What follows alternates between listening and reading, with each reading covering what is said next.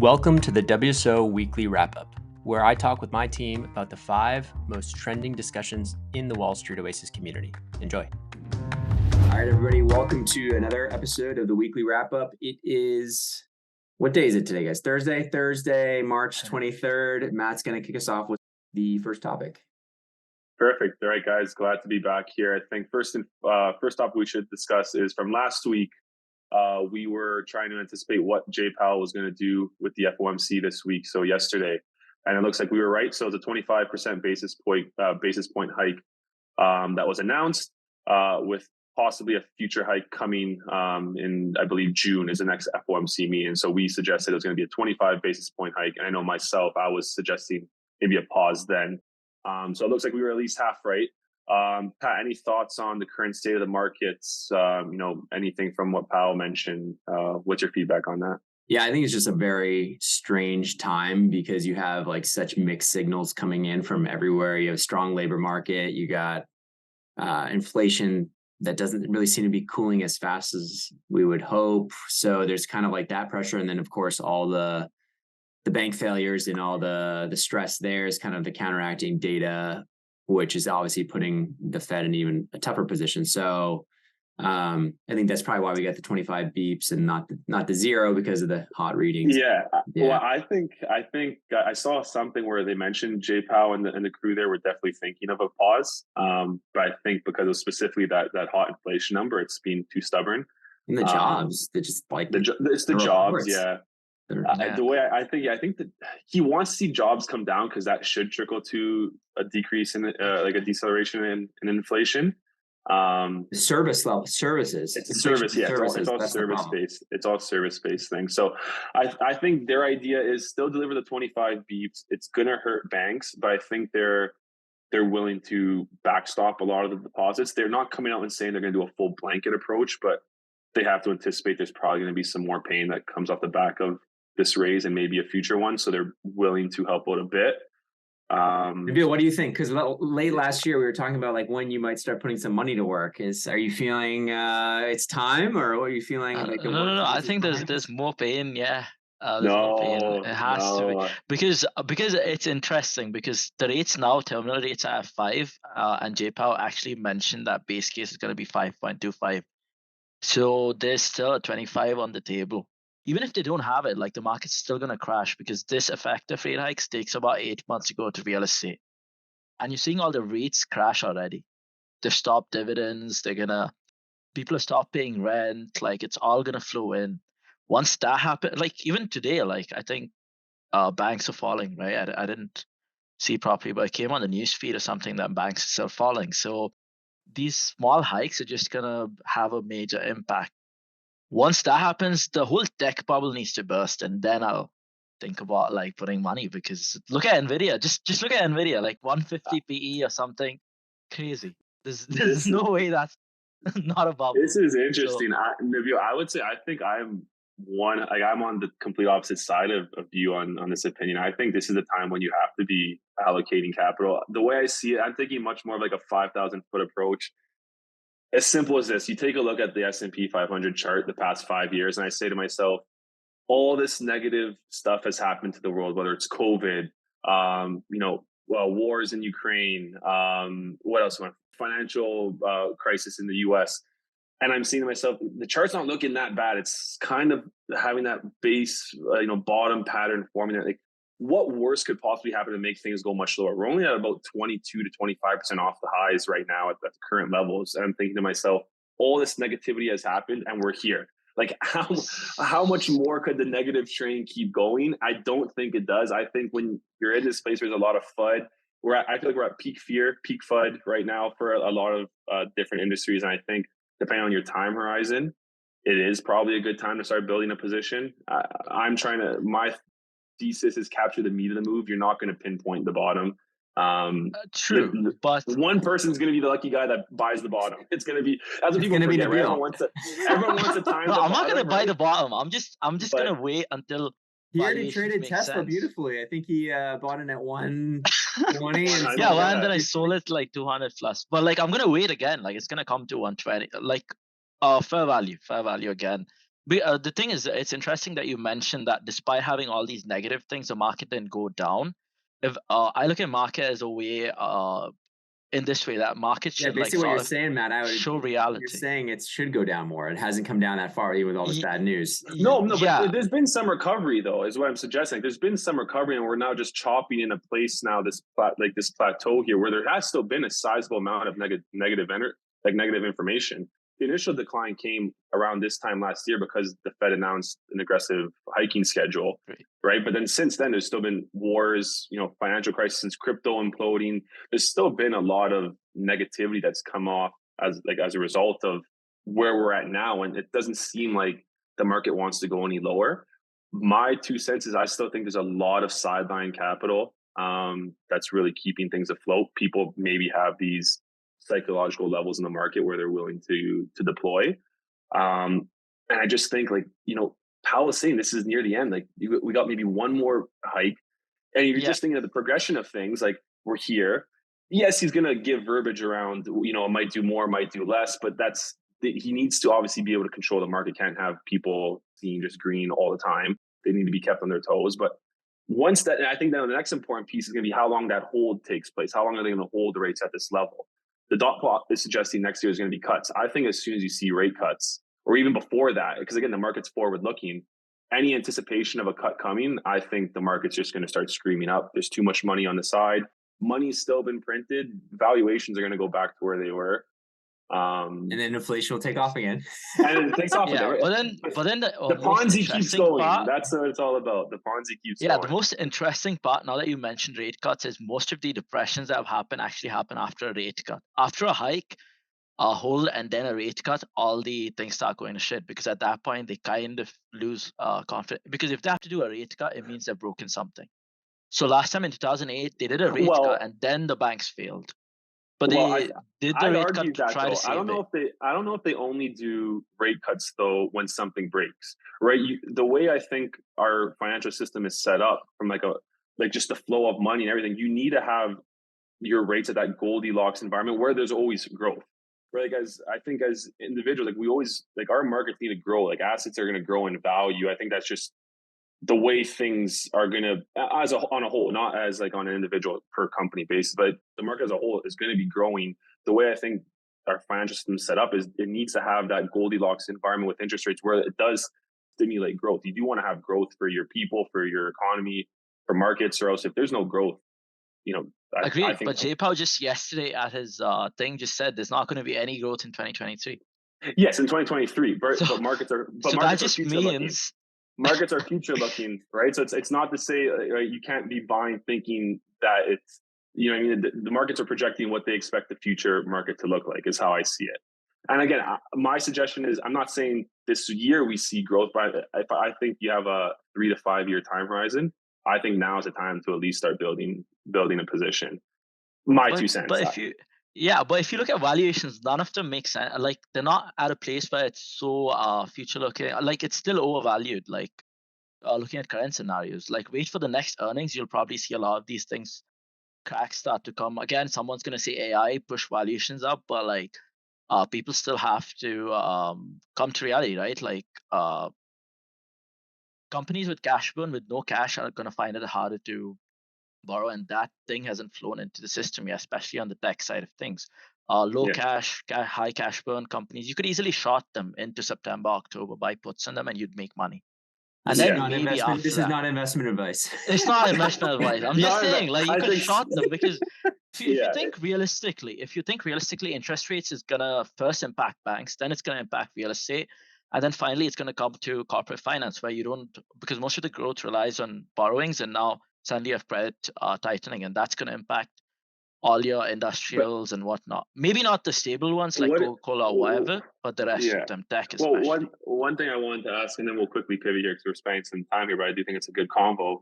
Nabil, what are your thoughts around the velocity of hikes, right? Because I know what you're saying, every crash or every leg down has come on the back of a hike, but I think, when we were hiking 50 beeps when rates were near the bottom, the velocity of that is a lot higher than now doing a 25 beep raise on whatever we were at now, 4.5 or 4 3/4, right? So I do think the impact of it is lower every single time. what I could be wrong on this, but I'm even just thinking, I think the psychological effect of these rate hikes is more detrimental now, right? Like what I'm finding is now it seems like everyone is a macro expert, right? Everyone's an expert on interest rates. That's one of the funny things that's come on the back of this, where before FOMC meetings were a non-event, right? I see a lot of people talk about that. Now everyone's a whiz on FOMC and what's going on there. So I think just a lot of these headlines now is what's, I think even probably just shaking consumers now. Like people are a bit more knowledgeable if they've chosen to brush up on this type of information. I just think a lot of it is just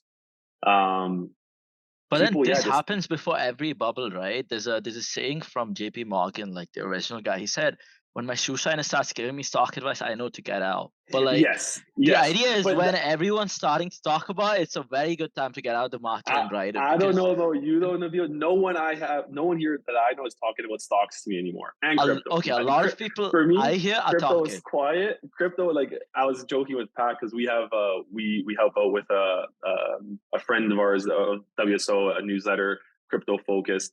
They get not very little subs, but amongst all the other ones that we help promote, they're the lowest ones. I was joking with Pat being that's like almost like a bellwether. You know what I mean? It's still showing that crypto's not in the light, but I would say even just amongst my close group of friends, and not even all finance related people, like people that are tradesmen or just and as science roles, whatever it may be, there's definitely less talk on investing, I would say, in my inner circle than there was dropped dramatically before everyone was making money. Now it's like no one's making money. Because the bull market became bad. But even personal spending. The issue is it's still a lot. It's still a lot because FOMC, like you said, shouldn't have been like a major event on any stock market related issues. But now it's just moving the market like crazy, right? You had a drop, I think, yesterday, and people are like, that 0.25 is it should never have an impact on the market, technically speaking, except for the very fact that it'll tighten credit, but it's not going that way. Tech's still booming for whatever reason, like it makes no sense. Like it has to right? drop down. Tech isn't booming. I mean, look at the valuations on Google, on some of these big tech names. Google's fine. Like it's at that rate where it's come back. Yeah, it's come back a little bit, but it was trading at pretty low valuation. Yeah, like 90s. It's like pretty fair value there. But like when you look at Nvidia and like actually at 106 right now. Google's 106. Yeah, it was like 90-ish or something. Google's doing well. I've been keeping an eye on it, and I see that it's at 106, and I'm kind of bothered by missing that boat. But it's I think the point is that I think between you and I, Nabil, where our differences lies, I think also just maybe the amount, like, so instance, what I'm thinking of is I think you like to trade a little bit more often than at least I would.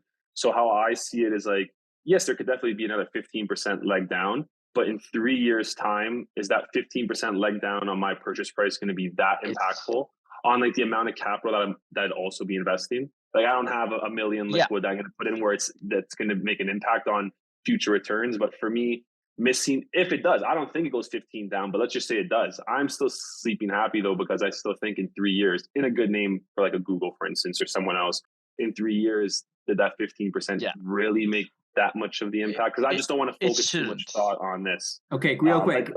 Google, over or under 150 a share in 3 years? Over. In 3 years? Yeah. Over. Well, that's really hard to say, but like 50% gain. It's 50% up from here. Over. No idea. Depends on a lot of factors. Not automatic. That's not automatic. Like, okay, Tesla, we're at 192, 250, over or under in 3 years? Over. Depends. Like I wouldn't so easily over. I'm a perma bull, guys. You got to be a perma bull. Why not? 20 million cars. 20 million cars by 2030. Mark it down. They already had the capacity. They already have the land for 10 million cars a year. This guy watched this video yesterday. This guy was drinking Kool-Aid, like even more than me. Anyways, so let's move on. We can move on. Yeah, let's move on. It's a long comment, but of course, very interesting to have these conversations. But the next one, Nabil, this one's right up your alley here. So there's some discussions around working in the Middle East, specifically just around any nuances maybe that you've seen or you maybe recognize from also working with Wall Street Oasis and American firms, but also just the work-life balance, working in a financial services organization in the Middle East. So I will pass it off to you, Nabil. Any color you can provide, what's been your experience thus far, and or maybe any differences that you've seen when compared to American-based firms? It depends on which firm, to be honest. At the end of the day, it's very like if you're working at an international firm, you probably have like really good standards around work. But at the same time, if you're working in finance, your work-life balance is pretty much non-existent, regardless of where you work. I don't know Yeah. about Europe, but like UAE tends to fall in the whole US thing where it's like not much of especially in financial services, not much Not as of bad as Hong Kong. yeah, Hong hopefully, Kong's yeah. I bad. don't think it's as bad as those countries, the Asia, the Singapores and the Hong They Kongs. get Yeah, probably killed. not. Yeah, Killed. but it's pretty competitive. Pay is pretty good, but again, it's more about international stuff. If you end up with like something that's super tiny, like localized, you might not get into the right deals. A lot of things happen based on reputation at the end of the day. So if Is you're it? working in like I'm curious to uh, hear, Nabil. Is it similar to the U.S. where straight out of undergrad you could become like an investment banking analyst, or is it typically you got to get some additional you experience before you becoming an need IB to analyst? yeah, you probably need to get like a master. That's kind of how it works, like the Okay. UK or the European way of doing Yeah, they things. all get the master's They right after uni. Yeah. yeah, they What's get the a reasoning for master's and that then they though? Is it join. just because it's so competitive, or just because some of the concepts maybe aren't covered in like a standard undergrad program in schools there? Uh, Like, or is that just how it's always been? Because I know like here in the U.S. and Canada, you can get your MBA. That's definitely what people do, but it's not like a prerequisite. And especially the past 2 years, IB shops have just been frothing at the mouth for any talent, junior talent specifically. So they're hiring direct from undergrad. And even sometimes like a liberal arts background. It's not even like a business acumen background. Yeah, I just think it's culture, to be honest. It's just Culture. been that, yeah, it was like it follows a lot. I mean, they follow a lot of British-based traditions. I think UK, and if you go to those countries, you tend to see a lot more bachelor's straight to masters and then a move out. And I think bachelor's also are like 3 years instead of the typical 4, isn't it? Yeah, so it's So it's pretty sort similar. of like, yeah, you just get one more year of because the masters It's is 2 years. one elsewhere. Yeah, 2 in US, but one elsewhere, isn't it? So Yeah, so kind it's of works similar. out to the same. Yeah. Yeah. I see. Well, one positive I know you guys have there is no income tax. So for anyone listening, that's probably gonna flash some lights there. But they always say taxes are your biggest expense in life, and obviously with you guys there, you're minimizing your largest expense, which is obviously a very nice thing. Any comments on that, Nabi? Or are you just gonna I sit mean, there as long as quietly they keep, and smile, laugh at I us? mean, as long as they keep tax zero, it's a good thing. But I think they have plans to introduce something called corporate tax for businesses, like 9% or whatever. No personal income tax, so it doesn't like And matter too how, much to the individuals. yeah, so I'll say to myself, I actually now that you bring that up, I did remember seeing that as I was mentioning to you guys before we got live here on the pod. I was actually looking into possibilities of moving out there just because of the no income tax. Obviously, the weather there is great.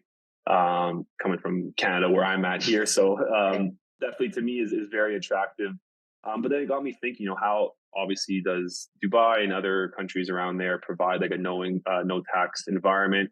From my understanding, a lot of it's just coming because the country's very oil rich. A lot of the revenues are coming from like the Saudi Aramco's of the world, naturally because they're all crown corporations owned by the government. So it just got me thinking, because obviously Dubai is on this trajectory right now. It's just growing like wildfire. There's a lot of events going on there, a lot of people moving there. Is it common practice? And Pat, I don't know if you know this, but for other countries that are trying to be up and coming, really grow in terms of having people immigrate there and start a life there, is having like a no tax environment pretty common as like an initial starting point to have that initial traction? Oh, yeah. And then Yeah. Especially like when they're like you see all these like government agents trying to like just lure like these large factories, and so like you get it with Tesla, like this guy in was it Vietnam or the Philippines? No, maybe the Philippines. They're like trying to get Tesla to build a factory there, and like so they're always like, "Hey, come!" and they give huge tax breaks and all that good stuff. So yeah, but obviously the idea is as time goes on, say like 30 years from now, then that first tax law comes into effect because then they're already there. Okay, so that's what I assumed. I'm like, I can't see this being like forever because at the end of the day, like maybe in 100 years, oil is not as important as it is now. Who knows? And what large that looks corporations like. have like whole tax teams to figure out like loopholes, and like so I think Apple keeps like a ton, like billions upon hundreds of billions of dollars like overseas, so they don't have to. That was somewhere in Europe though, wasn't that like Norway or somewhere? Or I remember Ireland that. or Norway. I guess something like that. Yeah, it was one of those countries there where the wealthiest company in the world is not paying very little tax. They just keep their money parked there because like why repatriate it and pay whatever it is, 25-35% tax. So anyways. Yeah. One question I did have on this before we wrap up this topic, because this one again getting a little bit long here. Nabil, in terms of industries, do you find that, you know, in Dubai there's specific industries? I'm assuming like the oil and gas is probably a hot industry to be in within the investment banking realm. But is there any other industries that you see are growing there? Healthcare too. Yeah, healthcare. Is healthcare covered by? Is healthcare privatized in Dubai, or is it covered by the government? It's privatized. It is soft privatized, but then you have insurance, so it's a mix. Like you never pay for healthcare, but your employer, I guess, pays for it. It's all insurance. But yeah, other than that, there's a heavy push towards healthcare. So if you're in one of the healthcare groups, you probably are doing very well. But it's really hard to get into. You need to know a lot of people to get in. I see. And then is compensation, albeit all things equal, with exchange rates pretty similar to what like US based talent is based? It should be at an international firm, but again, if you end up at like some no-name shop, you might end up not getting much.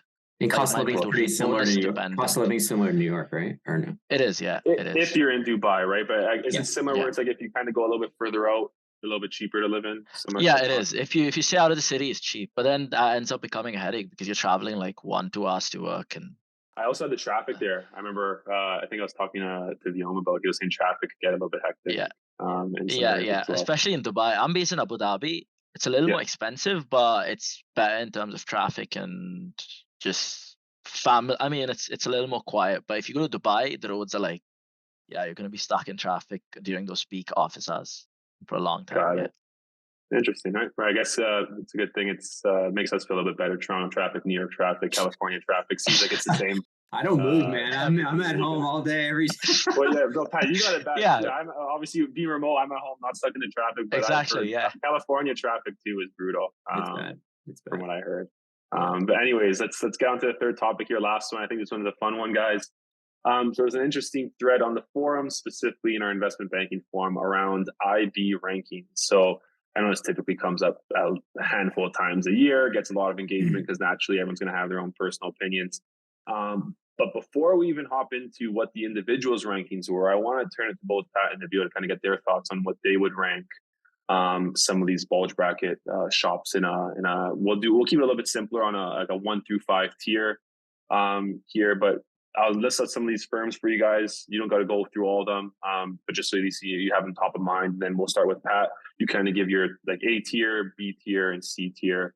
And if you want to go D tier as well, if you remember all the names, we'll go from there. But some of the names to include in these rankings, guys, we've got Evercore, Goldman Sachs, Morgan Stanley, Catalyst, JP Morgan, Lazard, Bank of America, Citi, Barclays, Moelis, Greenhill, Guggenheim, Credit Suisse, Jefferies, Houlihan, Deutsche Bank, and what else we got? We got PGT as well. So pretty big list here, guys. Again, don't gotta get on each one, but just roughly start thinking about some buckets in your head there and how you guys would get them. We see this so many times in WSO, the rankings, the IB rankings, and people like to argue over it.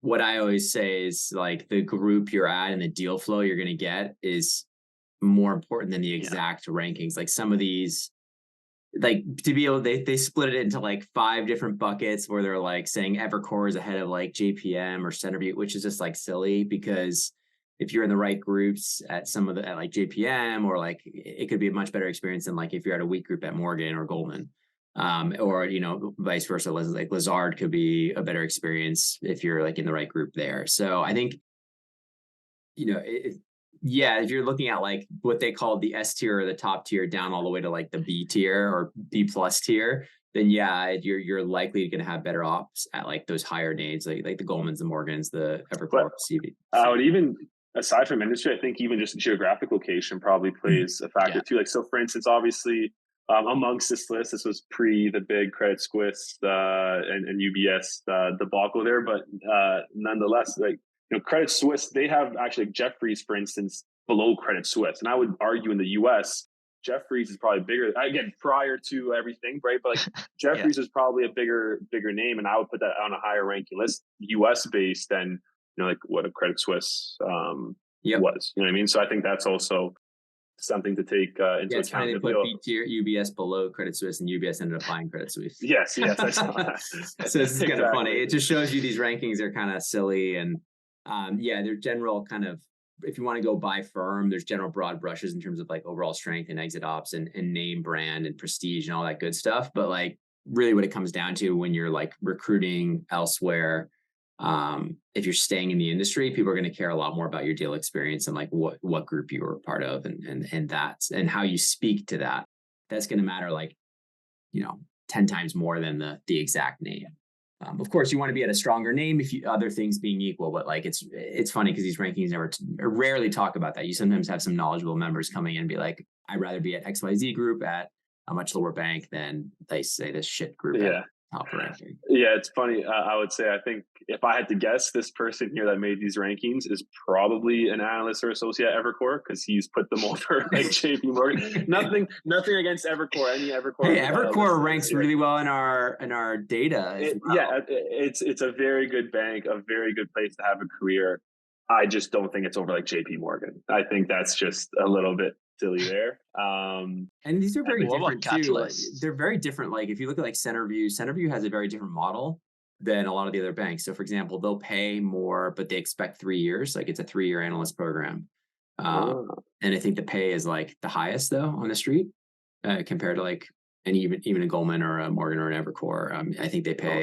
Is that model working for them? Have you heard anything, Pat? I think it's well known. I mean, for people who are really into banking, want to do banking, it's a good place to be, and the exits are still good out of it because people respect it. So, and the deal flow is great there. So, I mean, don't disagree necessarily with having it pretty high up there for banking. So. Yeah, I see. Nabeel, if you given a look at the rankings there, anything you would change around on this, or anything that catches your eyes from the rankings? I mean, I'd probably follow what Patrick said. It's just where's Rothschild, guys? Where's Rothschild on this list? That one's hitting you close to home.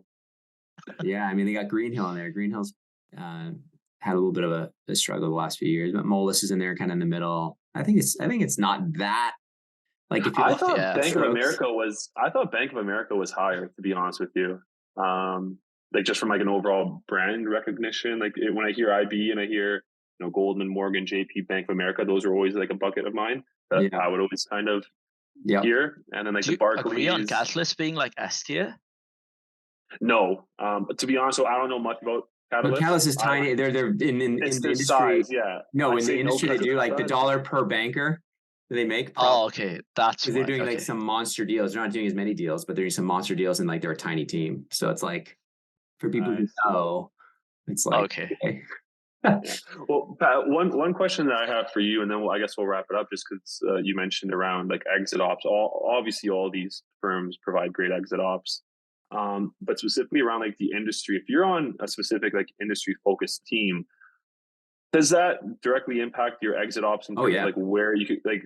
Absolutely. What I'm trying to get at is like, so for instance, like if you're on a quote unquote bad team within Morgan Stanley, or just like a team that's not like if you're in FIG, if you're in financial institutions group at a top bank, it's still going to limit you in your exits probably. So I was gonna say, does it still limit you? Like you become PE firm take that into account. Even though you're coming from Morgan, right? Yeah, they do. They're looking for kids at certain groups. Like they're like, okay, give me the Goldman Sachs, the TMT kids. Give me, give me the credit shops, the hedge funds that are looking for like distressed people. They'll like give me the restructuring analyst from Lazard, from a Moelis, whatever, right?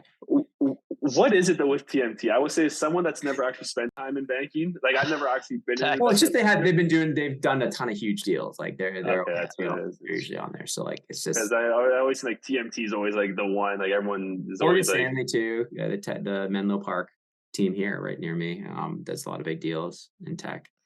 But yeah, I mean, speaking of which, with the recession coming up and restructuring again, what like groups would be like go Houlihan, go Rothschild, go Lazard, all strong names in restructuring. Even Greenhill has a pretty strong restructuring practice. My former MDs at Greenhill, Neil, shout out to Neil if you're watching this. He and Moelis is really strong too.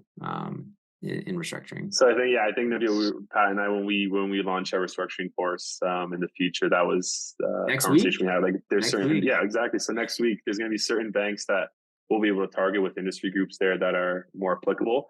One interesting call we had was actually a law firm that focuses on like restructuring is looking to hire us, right? So they came to us, tapped on us for talent Oasis, but just because they're kind of anticipating an influx of ideally volume on their end.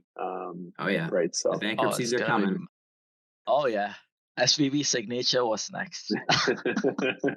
There'll definitely be something, but hopefully not until next Thursday, because I think we need a week of like positivity, guys. The past 2 weeks has been pretty negative, but with all things being said after these past 2 weeks, the markets are kind of at the same place they were 2 weeks ago. So the chop continues. I'm sure we'll have more to talk about that next Thursday, but it's been a great conversation, guys, and we'll be back next week.